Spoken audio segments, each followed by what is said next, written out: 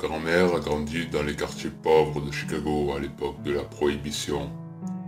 Sa famille vivait dans une petite maison près du port. Un jour, elle m'a raconté l'un de ses plus anciens souvenirs. C'était lors d'un été particulièrement chaud.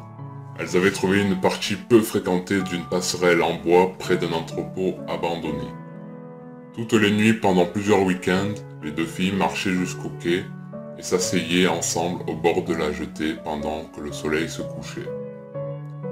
Ma grand-mère, vivement et pendant un moment affectueusement, s'est rappelée de la sensation des algues entre ses orteils quand elle et sa sœur laissaient pendre leurs pieds dans l'eau trouble.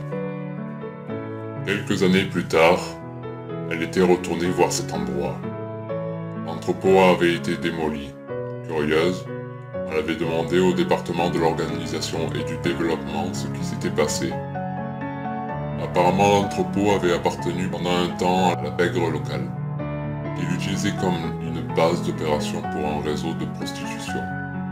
Tout a été découvert quand un des associés a commencé à éliminer des rivaux en les équipant de chaussures de béton et en les jetant dans le port.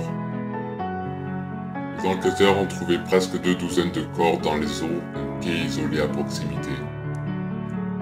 Comment les corps ont été retrouvés? Grâce à un pêcheur qui passait et qui a vu des cheveux de quelques victimes flotter à la surface de l'eau, comme des algues.